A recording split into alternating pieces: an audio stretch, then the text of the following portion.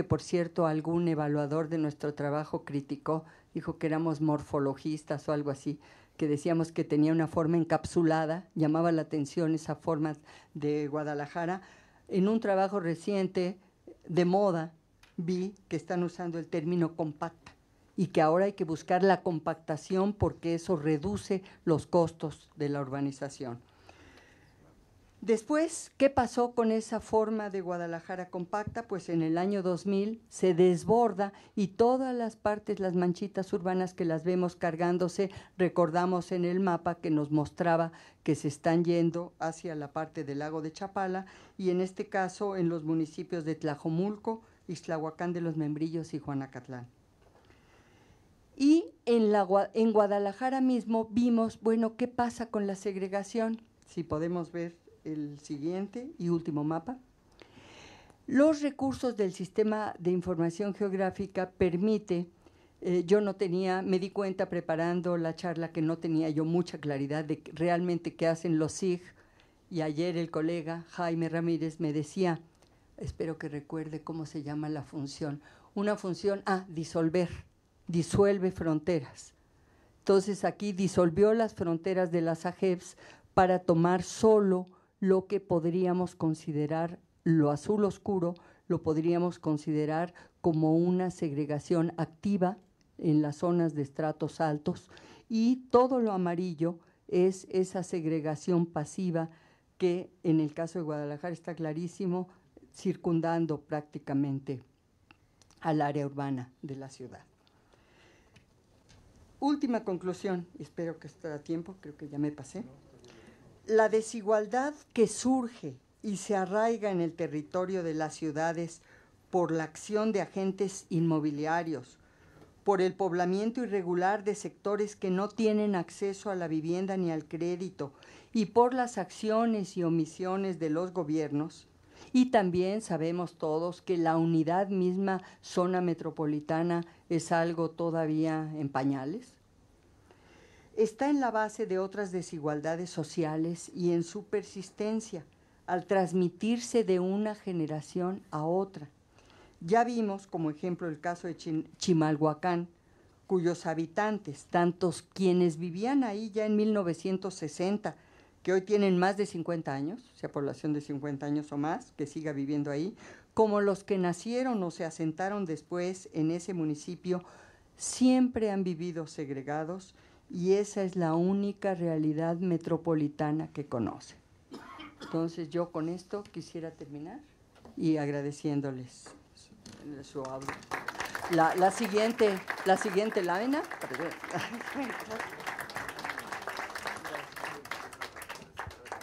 Muchísimas gracias, Rosa María, por esta tan interesante presentación. Está abierta el micrófono, por favor les pido para la memoria, aunque es reiterativo, nombre e institución para la memoria que estamos construyendo. Doctor.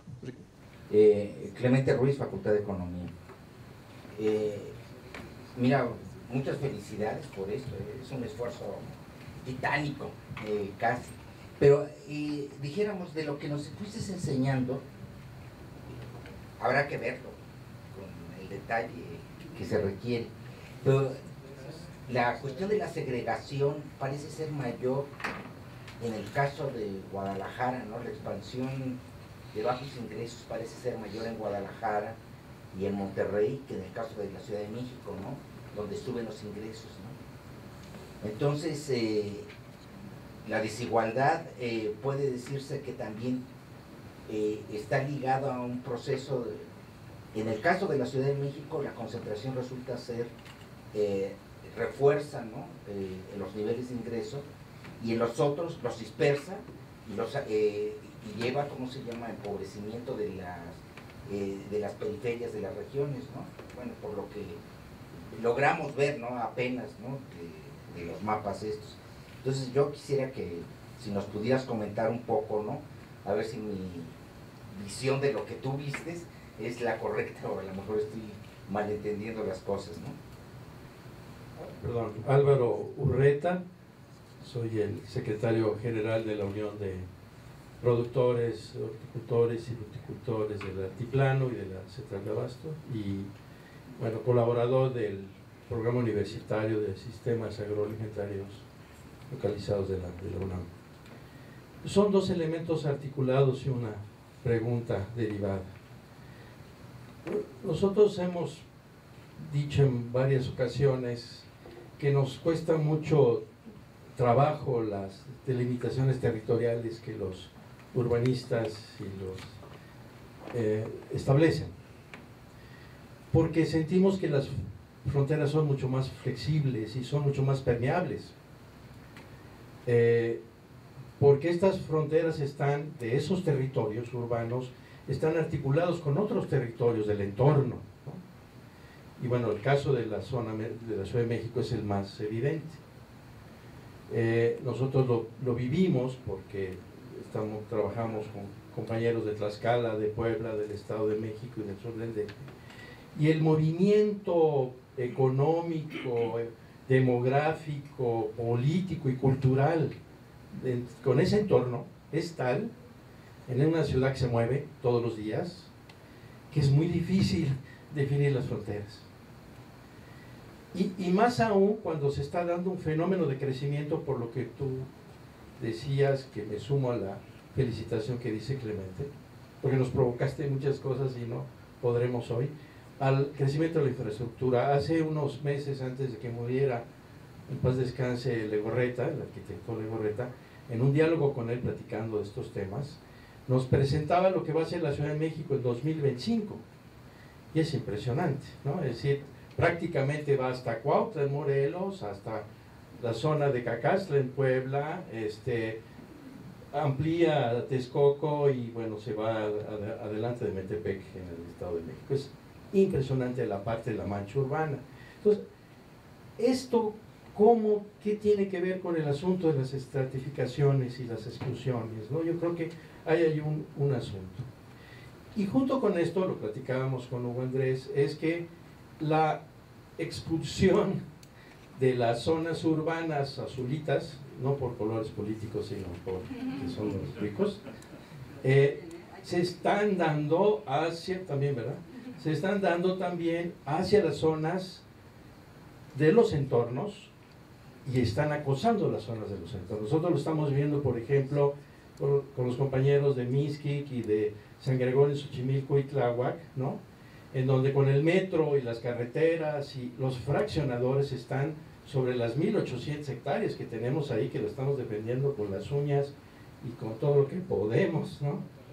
No son horticultores de lechugas, de brócoli, de rábano, de betabel, en toda la zona que hace esta ciudad sustentable, por cierto, ¿no? Y eso se puede acabar. Entonces hay una exclusión, se van ahí y generan una presión.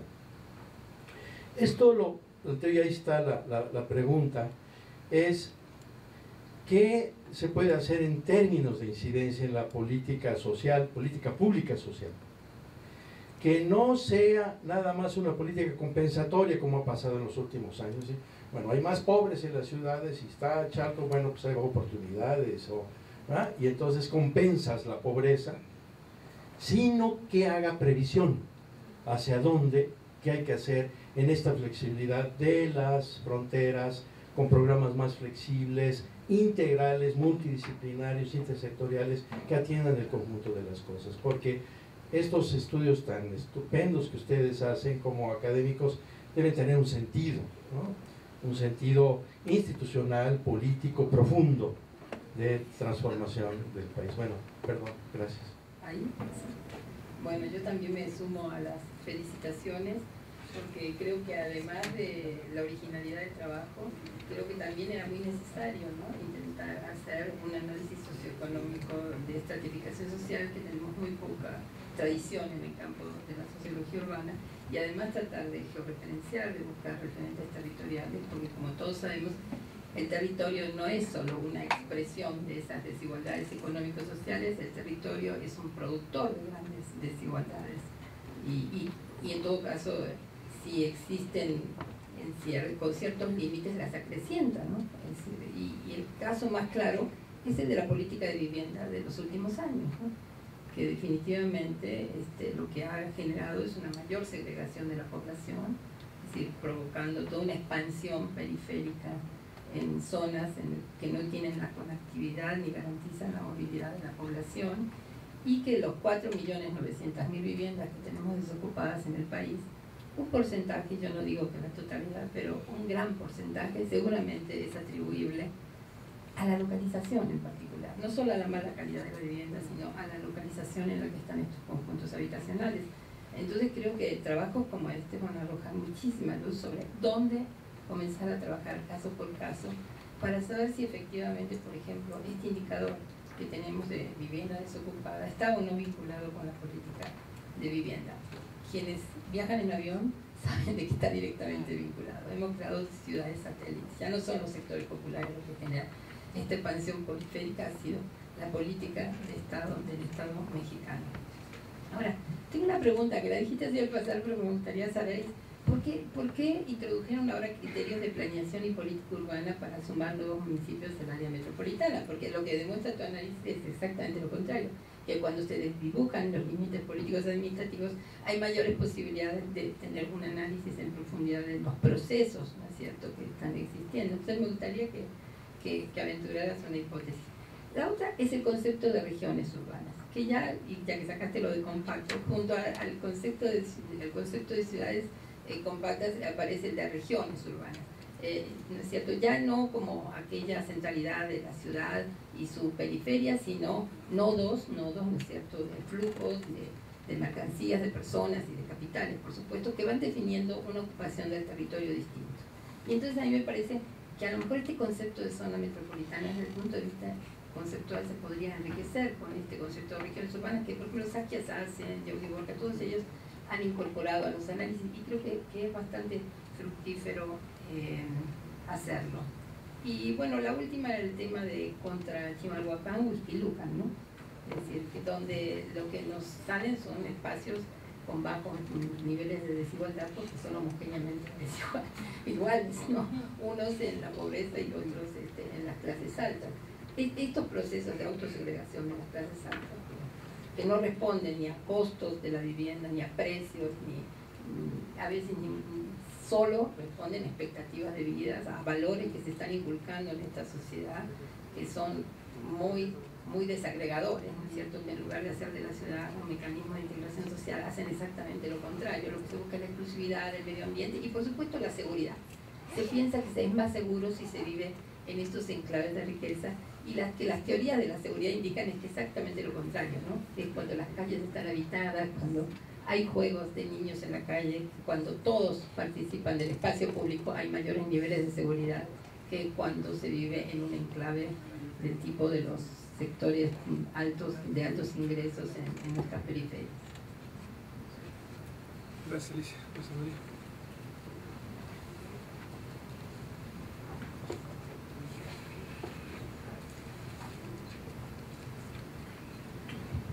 Bien, agradezco sus preguntas, sus comentarios, y voy a tratar de contestar en la medida de lo posible y por supuesto en aquello en los que yo pudiera tener un elemento. Por cierto, Clemente, yo no diría que hay mayor segregación en Guadalajara o Monterrey.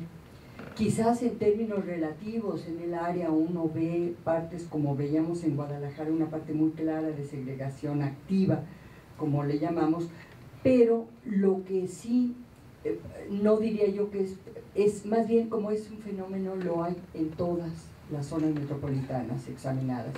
Y es un fenómeno de, ahora sí como lo dirían mis colegas Marta y Alicia, de larga data, así. Entonces no creo, no me atrevería a sostener que sobre todo asociándola con, tú llamaste empobrecimiento, porque en realidad no es empobrecimiento, para empezar no vimos pobreza, sino las zonas que el INEGI decidió con CONAPO y con CEDESOL considerar como parte de la zona metropolitana, ya tenían ese nivel socioeconómico. Lo que pasa es que era un nivel socioeconómico muy bajo, y al unirse a la zona metropolitana, entonces hacen que baje el nivel general de la zona, pero no es que se empobrecieron, ¿no? Quizás si podemos decir la zona metropolitana se empobreció, bueno, porque también creció, pero no estamos viendo pobreza, estamos viendo indicadores muy gruesos de nivel socioeconómico. Ahora, para Álvaro Urreta, es cierto, sin duda, que las fronteras y límites son mucho más permeables y esos movimientos de todo tipo, económico, político y social, hacen que se extiendan enormemente. Para mí fue muy frustrante cuando en mi pasaje por el Consejo Nacional de Población quise que pudiéramos continuar un poquito el trabajo de delimitación de zonas metropolitanas que había hecho Luis Uniquel con Gustavo Garza y con Crescencio. Y fue muy frustrante ver que una de las variables que ellos habían utilizado era el número de llamadas telefónicas entre lugares. Imposible tenerlo cuando ya la empresa es privada. Lo sentimos, esa es información para nosotros, pues mercado, ¿verdad? Entonces no vamos a dar, y no hubo poder humano ni Consejo Nacional de Población con todas las entidades públicas que lo manejan para que nos dieran Telmex la información de intercambio de llamadas telefónicas, y ahora tendríamos muchos otros indicadores que tomar. Entonces no fue posible. Entonces yo creo que sin duda debe haber ahora para todos los especialistas mucho mejores formas de acercarse, y quizás, y yo desconozco ese trabajo, pero tú lo mencionabas, Alicia, considerar más algo regional, porque ciertamente lo regional es como que el mínimo pensamiento que deberíamos tener para tratar de entender algunos fenómenos. Y el trabajo de regionalización en México quedó muy descuidado.